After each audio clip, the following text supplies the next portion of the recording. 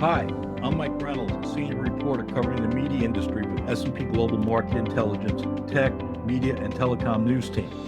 Welcome to MediaTalk, a podcast hosted by S&P Global, wherein the news and research staff explore issues in the evolving media landscape. Today, I'm joined by S&P Global Market Intelligence Kagan research analyst Peter Leitzinger, who specializes in the broadcast industry with expertise in TV and radio, political advertising, and many other things. How are we doing today, Peter? Doing well.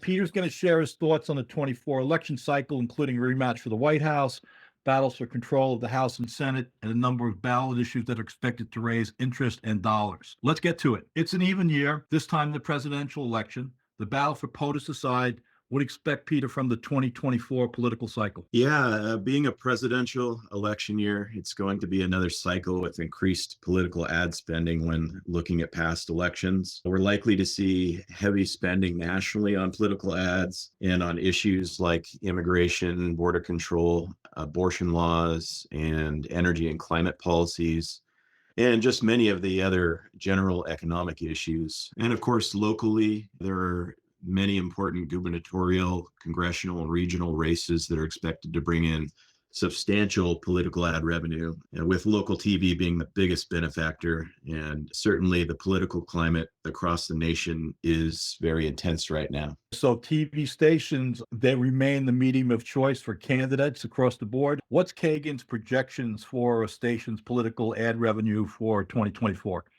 Yeah, TV still brings in the majority of political ad revenue, and I think that recipe remains for some time. Right now, we project local broadcast TV to be the biggest winner in terms of political, with nearly $4 billion in ad dollars projected. That's a 13% increase from the 2022 election cycle. Many of the largest TV station groups own multiple full-power TV stations located in the swing states where the ad revenue is most concentrated. That's a pretty solid gain, so we'll see how that comes to pass when we get to the end of the year. Connected TV, with its capabilities to target and provide incremental reach amid the shrinking linear universe, is going to be a bigger factor in media plans this time around, Peter? Yeah, it's expected to be a larger factor as more growth continues among cord cutters. It's an area that the campaigns can't overlook, and they certainly aren't. However, I'd say that TV continues to be still the most impactful way to reach voters and deliver strategic messages. In the last couple of election years, digital hasn't impacted TV political ad dollars the way some have thought. And really, the overall pie has just gotten a little bit bigger to accommodate the digital side of things. So TV still remains the majority of the total political ad spend. Is digital, we're talking Facebook and the social media vehicles, largely for awareness and fundraising? It's a mix, but I think you're right. I think it is largely due to the fact that campaigns can quickly change their messages on the digital side. That's one of their big advantages. And they can direct voters to websites for information and develop trust. And it's an easy way to ask for support or donations through the website. So I think that's its main focus. But as it gets closer to election day, TV is still what garners the most attention, commands those premium ad dollars in those premium time slots. Peter, I know you've taken a close look here. What station groups have the best footprints to capture dollars from the toss-up states and candidates? According to our research, that takes into consideration 7 different states that are considered toss-up for both presidential and senatorial races. Those include Arizona, Georgia, North Carolina, Wisconsin, Michigan, and Nevada. If you look at those swing states, Gray Television, Sinclair Broadcast Group, EW Scripps, and Nexstar are in the best position overall, with over 20 full power Big Four affiliated stations in those states. Right now, Gray Television has the most stations in those swing states with 28. But as we've seen in the past, the swing states can easily shift as we get closer to election day. Republicans have a small minority in the House of Representatives, while Democrats very narrowly control the Senate. What are the key battles in the House, Peter? I think in California, where Republicans hold the narrow 3-seat majority, there's several competitive races in the traditionally Democratic districts. The race to fill Adam Schiff's and Grace Napolitano's seats in the Los Angeles region Those are going to be key races and are extremely close right now. And those could definitely affect control of Congress. And then in Orange County and San Joaquin Valley, there's a number of seats that are up for grabs. So I would say out of any of the states, California is the number one state to look at when you're looking at the House races for Congress.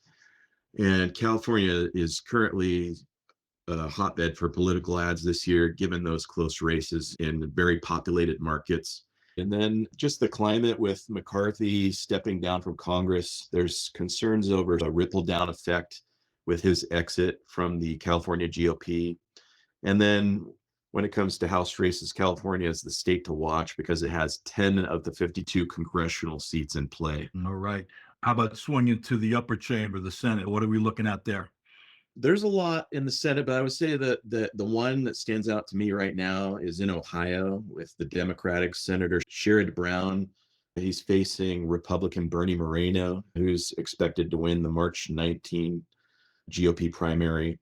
According to polls, Moreno and Brown are in a near tie, making that one of the closest races, probably all the way through Election Day. I mentioned Arizona before, but one other that is interesting is in Montana, where Democratic Senator John Tester is running for his fourth term in that traditionally Republican state.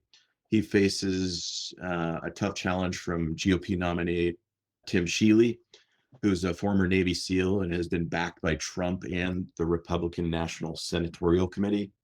Montana is not known for being a state with a lot of political ad spending, but the candidates are both in close competition and are both very well liked. We're going to see a lot of ads there as we get closer. Okay, Super Tuesday's behind us. Nikki Haley has ended her run for the GOP presidential nod. Health and legal issues aside, it's a rematch of President Joe Biden against his predecessor in the Oval Office, Donald Trump.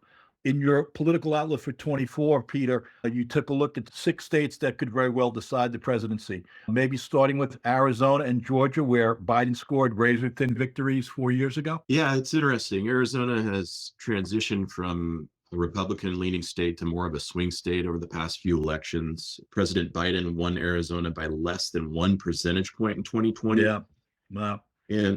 But his approval ratings in the state have been coming back pretty low, meaning it really is a toss up there. And then moving to Georgia, that's another state that Biden has won in 2020 by less than a percentage point. Voters there have shown a willingness to vote for both political parties in the state. They've elected 2 Democratic senators, John Ossoff and Raphael Warnock, and they've held on to a Republican governor, Brian Kemp. And as you know, in 2020 and 22, the Georgia State Senate race ended in runoffs there. So that just shows how split the vote can be there. And could be some extra money again if we get to that level for the stations there.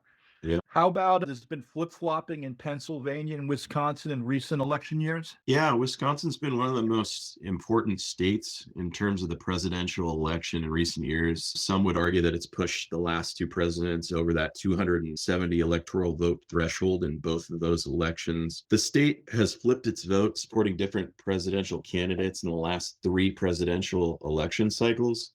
So that alone highlights the importance of the advertising going on within the state.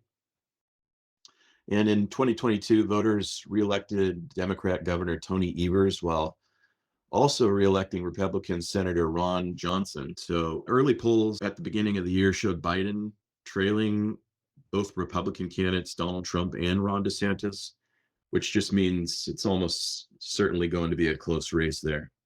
How about North Carolina, which was in the Trump column last time? Yeah, former President Trump narrowly won North Carolina in 2020, and the margin was only 1%. And the presidential race is really tight there right now. And we expect the Democratic Party to make a big swing on ad spending there. So it really is a true toss-up. All right, that leaves us with Nevada. In Nevada, many polls have Trump leading in the state, but the contentious primary between Trump and Nikki Haley divided some of the Republican voters since she opposed many of Trump's policies. So it has been a red state dating back all the way to Jimmy Carter in the 70s, but that has shifted a bit. And I think the margins are narrowing there. The early polls for president in the state show Biden a little bit behind President Trump. And so there's been some controversy there as well surrounding the 2020 election, with Republican officials falsely declaring Trump the winner of the election in the state. So it remains to be seen how that will affect the voters going into this year. All right, Peter, we're getting to the end here. In 2022, there were countervailing sports betting ballots in California that drew a lot of spending and ultimately canceled each other out. And for now, Golden State remains without legal sports betting.